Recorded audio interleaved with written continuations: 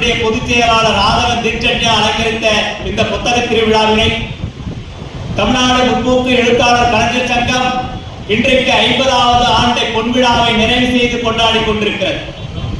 அவருடைய மாநாடு அடுத்து ஒரு 2 வாரங்களிலே நடைபெற இருக்கிறது.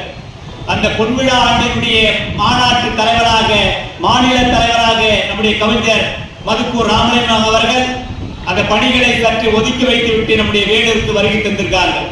அவர்களுக்கு நாம் அனைவரும் கரவொலியோடு அவரை வரவேற்று இந்த நிகழ்ச்சியை அவருடைய உரையை நாம் கேட்க இருக்கின்றோம். அவர்களுக்கு வழிவிடும் வகையில் உள்ளூர் பேச்சாளர் என்ற முறையில் நம்முடைய மாவட்ட ஆட்சியர் அவர்கள் என்னதான் வெளியிலிருந்து மிக பிரபலமான பேச்சாளர் வந்தாலும் கூட உள்ளூரிலே இருக்கின்ற நம்முடைய அலுவலர்கள், கவிஞர்கள், எழுத்தாளர்கள், படைப்பாளிகள் ஒரு 10 நிமிடமாக பேசுவதற்கு வாய்ப்பளிக்க வேண்டும் என்று அவர் உள்ளூரில் இருக்கின்ற நம்முடைய அறிஞர்களை, படைப்பாளிகளை, எழுத்தாளர்களை நாள்தோறும் அழைத்து இங்கே இந்த புத்தக திருவிழாவிலே உரையாற்ற செய்திருக்கிறார்.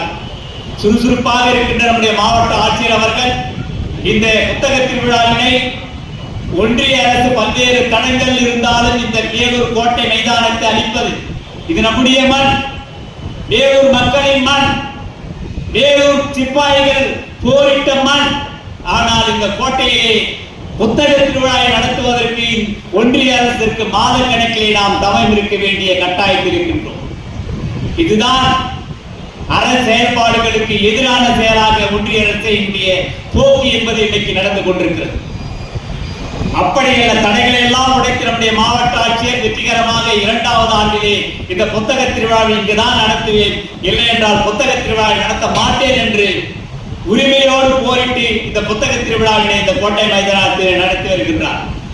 உள்ளபடியே அவருடைய பணி என்பது மிக சிறந்த பணியல்லாமல் வருகின்றவர்களுக்கு செவி வழியாக நம்முடைய அறிஞர்கள் அவர்களுடைய உரைகளை கேட்க வேண்டும் என்று இந்த அரங்கினை வடிவமைத்திருக்கின்ற மிக பெரிய பொறுப்பு பொது நூலகத்துறை ஏற்றிருக்கிறார்கள், சிறப்பாக நடத்தி வருகிறார்கள். அப்படிப்பட்ட இந்த நிகழ்ச்சியிலே இன்றைய நிகழ்வுகளை தலைமையேற்றி நடத்தி கொண்டிருக்கும் நம்முடைய மதிப்புக்குரிய மாவட்ட வருவாய் அலுவலர் திருமிகு பாபு அவர்களுக்கும், அற்புதமாக வரைமுறை பேற்றிய நம்முடைய இளம் அலுவலர், உள்ளபடியே அவரை முதல் நாள் போய் பார்க்கலாம்.